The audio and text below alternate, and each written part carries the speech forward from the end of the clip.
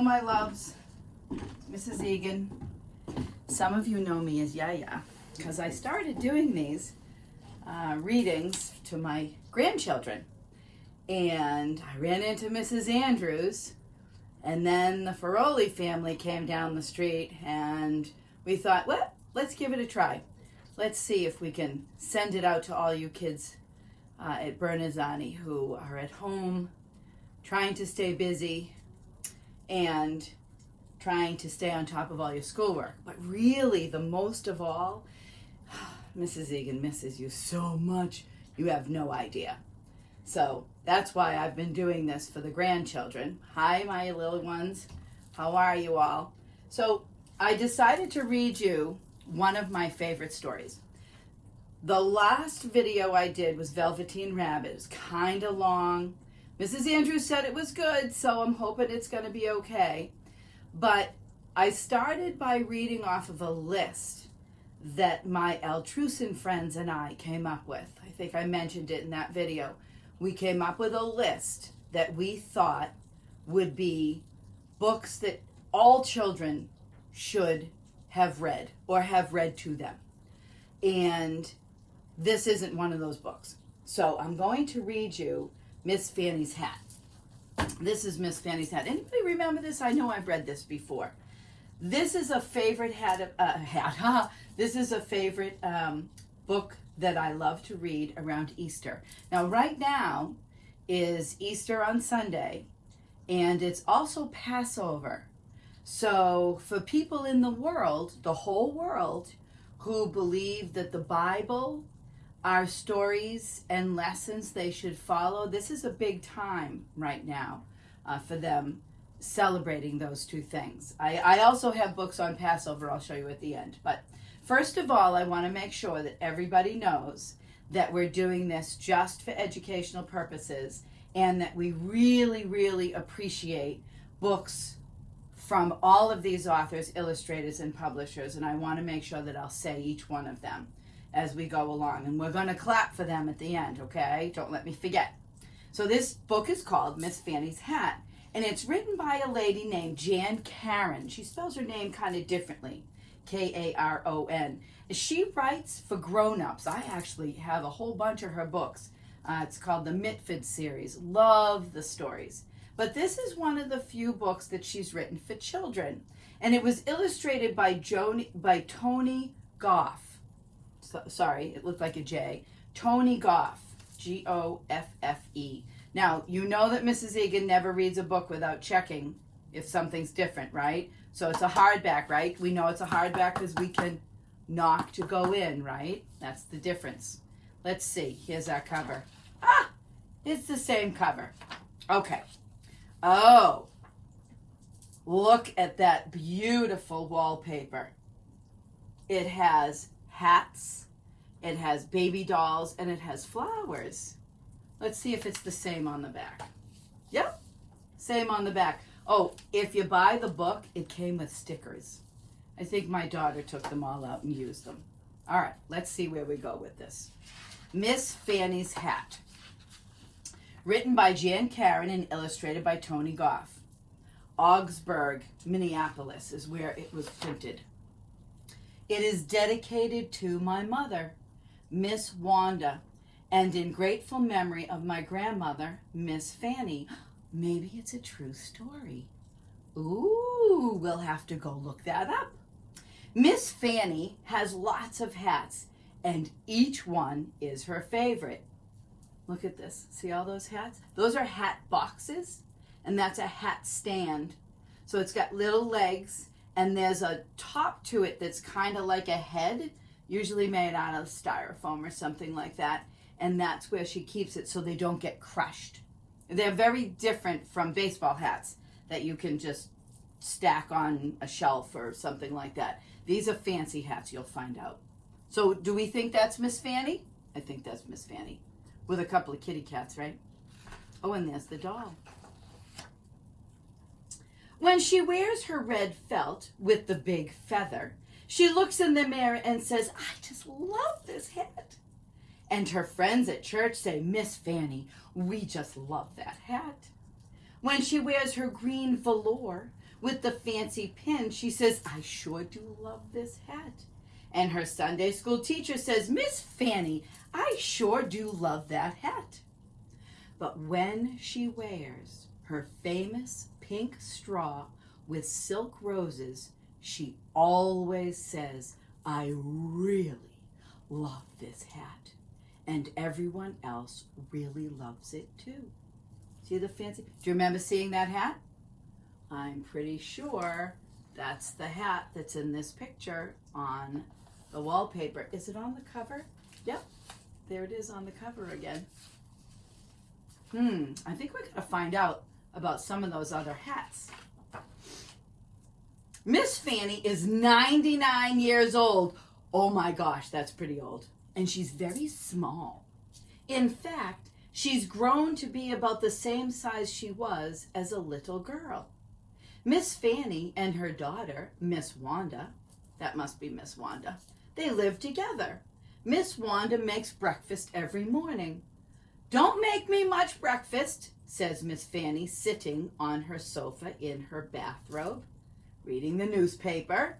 Miss Wanda tries to mind because Miss Fannie is her mama. But she forgets and brings her a piece of sausage, buttered toast with jelly, a scrambled egg, and a cup of herb tea. "Oh my, that's way too much," Miss Fannie always says. But then she goes and eats it all up. We all know people like that, right? Mr. Egan is like that all the time. No, that's too much, and he eats the whole plate. Every morning after breakfast, Miss Fannie reads her Bible. She has worn out three Bibles, reading them over and over. Must be a good book.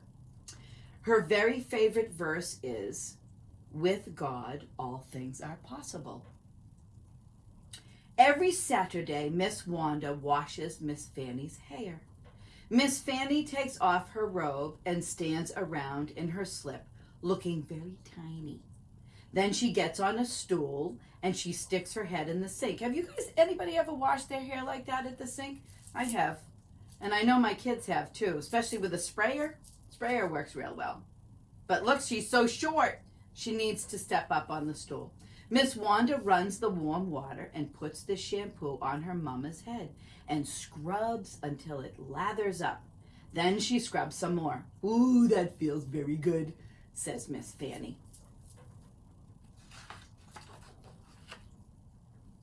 After she washes her mama's hair, Miss Wanda rolls it up in tight little curlers all over her head. The curlers are real hard to sleep in, but Miss Fannie doesn't care one bit. She knows that when she goes to church the next day, she will look beautiful. On Sunday morning, Miss Fannie puts on a pretty dress and high-heeled shoes at 99. High-heeled shoes. She puts on earrings and necklaces, a little bit of lipstick, a blush, and a little bit of powder. Next, Miss Wanda combs out her mama's hair, which is all nice and soft and gray like the feathers of a dove. I don't know if I've ever touched the feather of a dove. Then finally, after all that fussing with her hair, she goes and hides it under a hat. Miss Fannie has 3 black hats, 2 red hats, 1 green hat, 2 white hats, 2 navy hats, 3 beige hats, 1 brown hat, and the famous pink straw with the roses. That's a lot of hats. Because she never wears the same one twice in a row, some people think she has a whole closet full of hats, which of course she does. We can see. Those are some pretty special hats. One Sunday, Miss Fannie's handsome young preacher, he's the leader, the preacher, like a priest or a rabbi or an imam. They're all the leaders of a worship place, so he is called a preacher. Came up to her and said, "Miss Fannie, would you kindly give us one of your beautiful hats? It will go in the auction to fix up the church in time for Easter." An auction is a sale, and people say how much they're going to spend on something. So he wants to take one of her hats, and they'll hold it up and say, who wants to pay for Miss Fannie's hat? And different people will say, oh, I'll give $5, I'll give $10, I'll give $20. And the highest bidder, the person who wants to give the most money, they'll end up getting the hat. That's what an auction is. That same day, Miss Wanda helped her mama get out her hats and put them on the bed and the dressing table. Then Miss Fannie closed her bedroom door. She was talking to God. She says, God, I'd appreciate it if you'd help me make the best choice. She always talked to God as if he was right there, like a friend.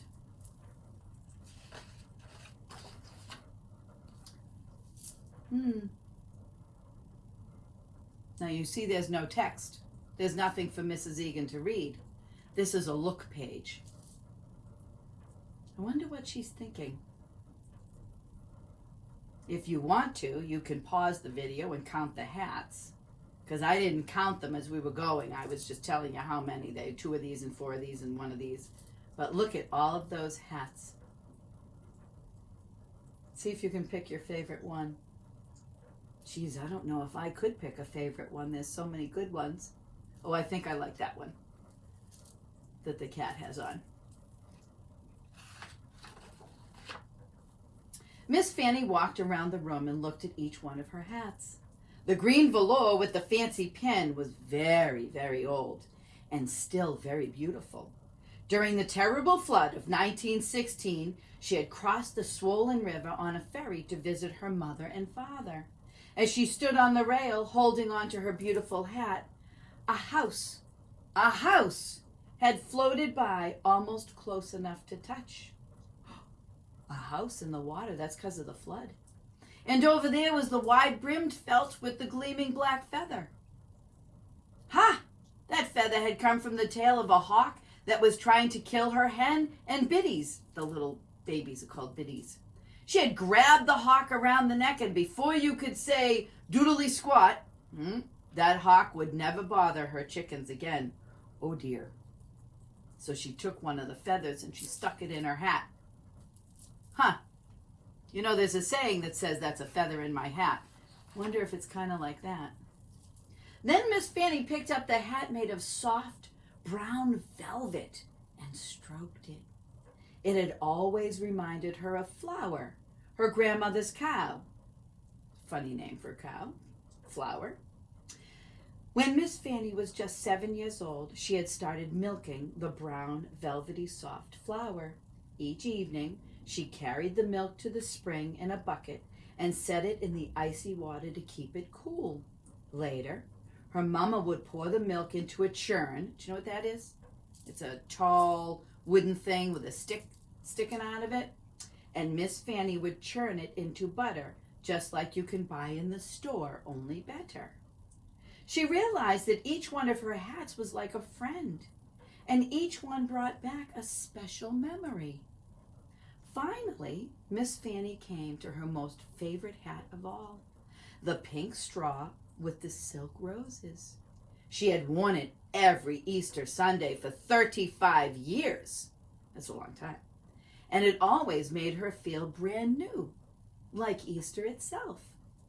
But she wasn't the only one who thought it was special. Everyone at church looked for her pink hat on Easter Sunday, just as they looked for the tulips and the daffodils to bloom in the spring.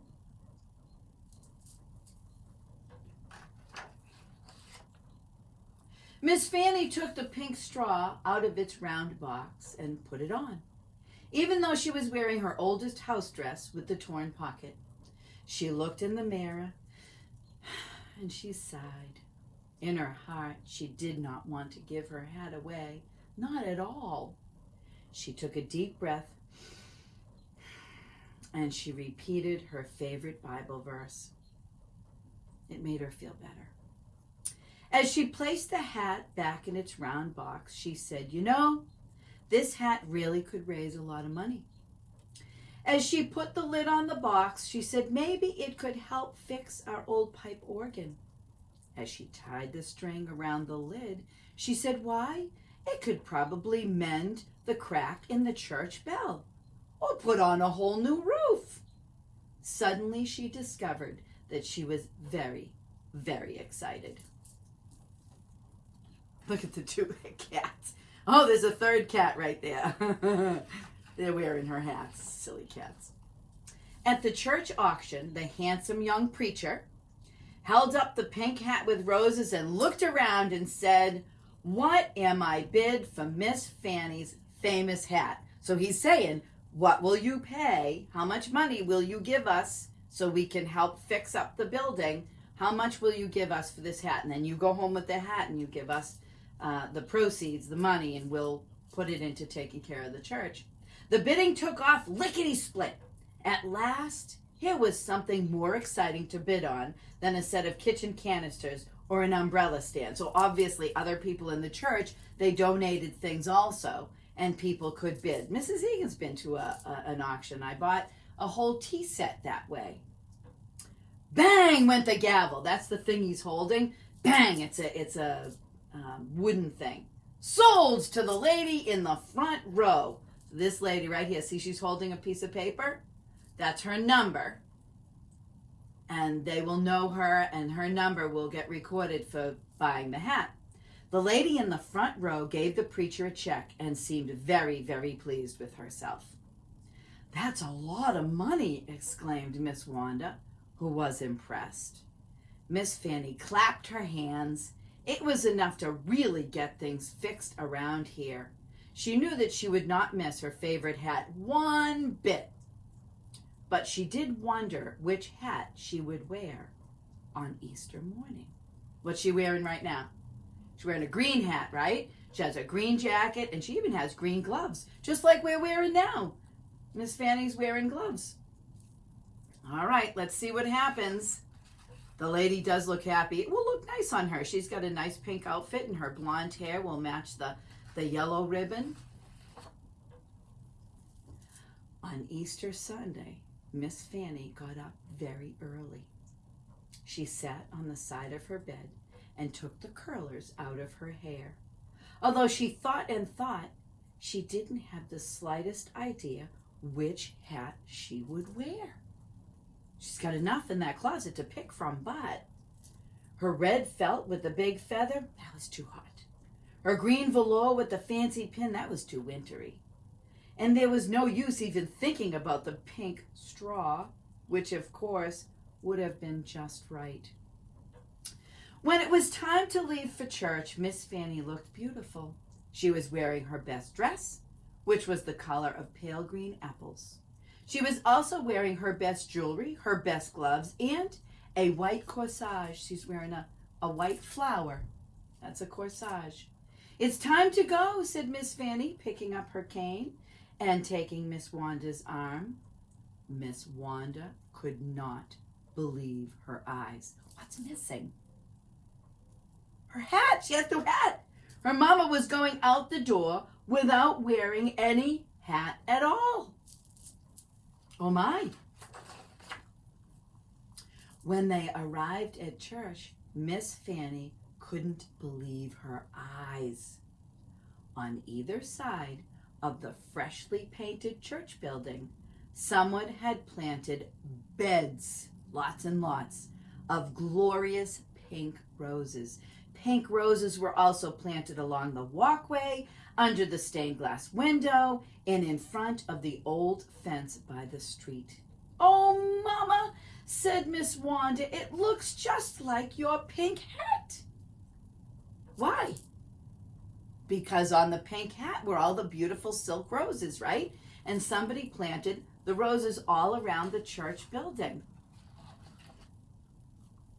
The handsome young preacher greeted them on the steps and gave each one a big hug. "We hope you're pleased, Miss Fannie. We were able to patch the bell and fix the organ, and your beautiful hat made it possible to buy all those roses." As Miss Fannie laughed with delight, they didn't see the old woman at all. What they saw was a young girl with hair as soft as the feathers of a dove. Now, she didn't all of a sudden become young, right? They just saw her youthful happiness. These are all the people from the congregation.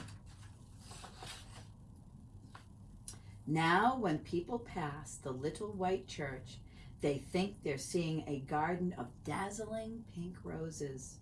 But what they're really seeing is Miss Fannie's hat. And it will always, always be her favorite.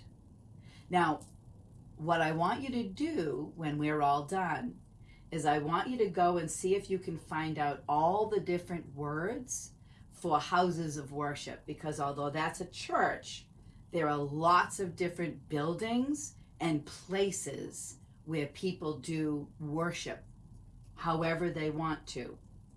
I think that would be a good idea to go do. Now listen, I want you all to do this right now with me. We're going to clap our hands, okay, and say thank you to Jan Karen and Tony Goff for letting us borrow this book for our reading, okay?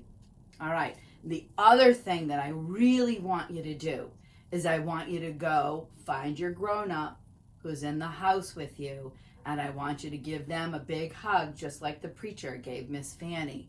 And I want you to say thank you for allowing you to watch the video and listen to the story, okay? I want to say happy Passover. I want to say happy Easter to everybody. And hopefully I will see you again with another story off my list. Pretty sure the one I'm going to do next is about a train. Now, if you want to find this book, you can find it from a library. I know we can't go to the library, but you can download it from the library. But better yet, so you can read it yourself again and again and again, why don't you see if somebody can get it for you? You can buy it used or you can buy it new at a local bookstore. There's a lot of places online that will send you a story, because as much as I love sharing it with you, I can't give you my copy because this is my favorite Easter book, okay? I recommend that you get a copy of it yourself. All right. See you next time. Really miss you. Bye.